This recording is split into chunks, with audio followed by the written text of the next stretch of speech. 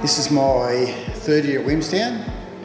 Coached at Werribee Central before that for 4 years and coached in the EDFL for a couple of years. So I've been junior coach for probably about 10 or 12 years now. Became a coach because I wanted to get the best out of young people and coach within the WRFL, which I played in years and years ago.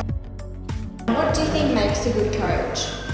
I think you've got to be honest with yourself, number one, and then honest with the kids as well that you're coaching, especially at the younger age group with the 9s and 10s and everything.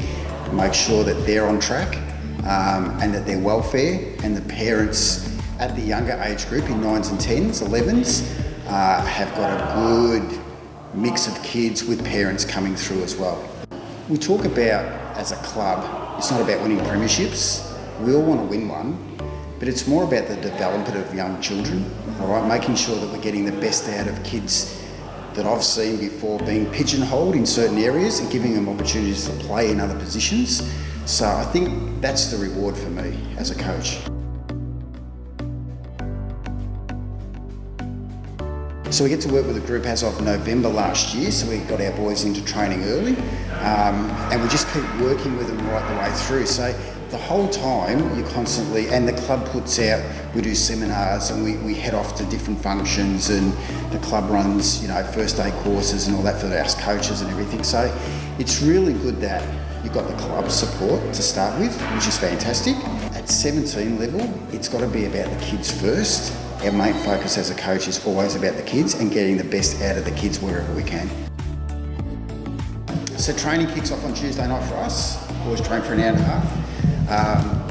I will now go back and ring the A's coach tonight, and we have a quick half an hour chat on the phone about how we've both gone. Player movements between the two sides tonight. See who comes into training on Tuesday and work hard with them on Tuesday night. So Tuesday's more of a recovery at the start. Then we hit them up with a bit of hard stuff towards the end of the session. Thursday night's training is quite full on. So we usually try and break away. So it's the A's will be with the A's and the B's will be with the B's boys. So Thursday nights we'll bring them in for the last 10 minutes of the session. We'll look at opposition sides on how they're tracking over the last 4 or 5 weeks, who we might be targeting in that particular area. And what we'll try and do is reinforce our game plan going forward. And then we'll go to team selection, and the kids will know by Thursday night whether they're in or out of whichever side. Game day starts off early, so I like to get to the ground about 2 hours beforehand, look at the conditions and have a look at what challenges might come up on the day, windy conditions or rain or whatever. We talk about getting here early, the players. We want them in at 1 o'clock for a 2 o'clock start. We'll talk to them very quickly, and then we concentrate on having a look at what the opposition is again, reinforcing that, and then what we want to do during our game plan as well. The message is get in first, head over the footy, concentrate what we're trying to achieve for the day, and making sure that we're on track quarter by quarter by quarter.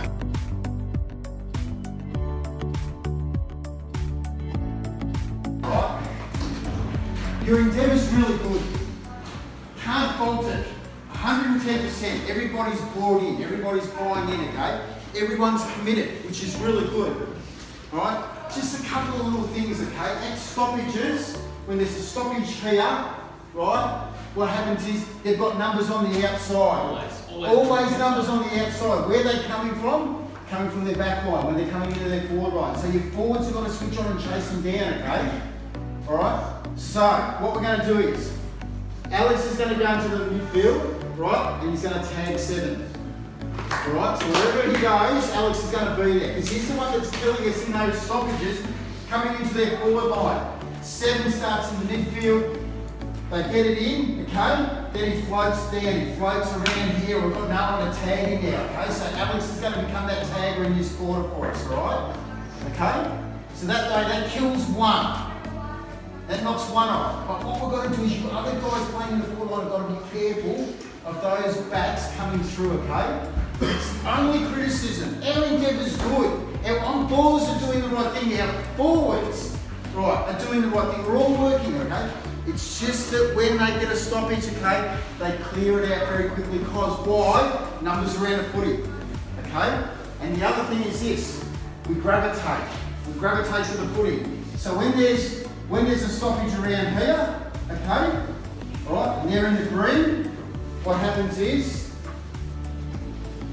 we man them up, and we've probably got a couple of extras in there, right? And what happens is, their guys are sitting back there, waiting to come through in their numbers. So we've got to switch on, all right? When it's that big stoppage, in the middle here before, when they were going near the forward line, there was 36 players in there. Because Alex and everyone had chased their guys up. But what happens is, when it becomes that congested, their guys drop way off out the back. So they watch you guys come in, they drop off the back, and then when they get out, they go out the back and they bring it back in around the front end, okay? So you just got to be careful of that.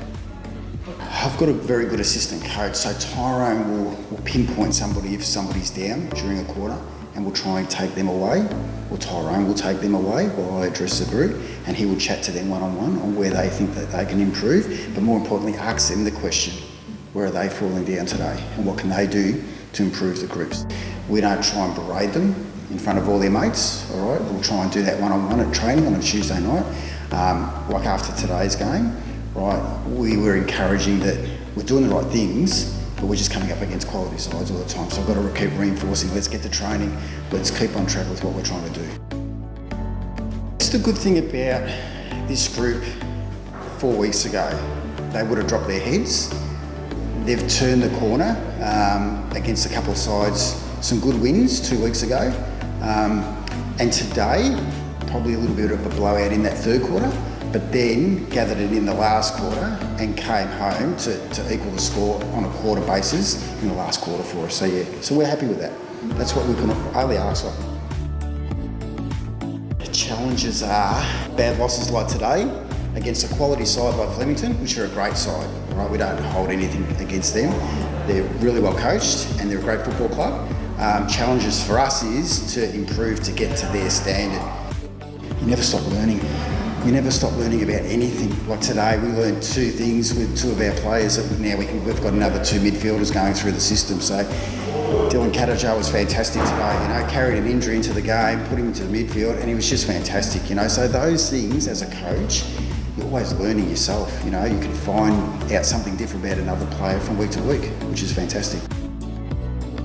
Goals are to keep pushing forward the group, making sure that they're on track, making sure that boys are getting quality game time, making sure that we're not concentrating on the top of the ladder. Yes, we want to try and pop into the top 5 if we can, right, and stay there, but just keep working with the group together as a squad, as A's and B's, and keep rotating players through if they're not performing, all right, push them down, back into the B's, and guys that are performing in the B's to push back into the A's. So it's consistency between the 2 groups.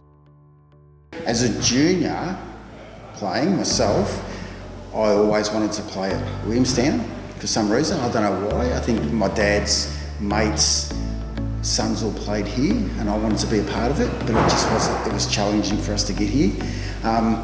And to be a part of the club, and my son Nick loves the football club, it's just fantastic, you know, and they're a good bunch of people, really good people.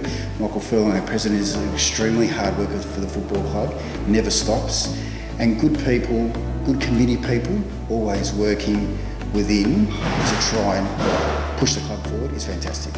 Just love it.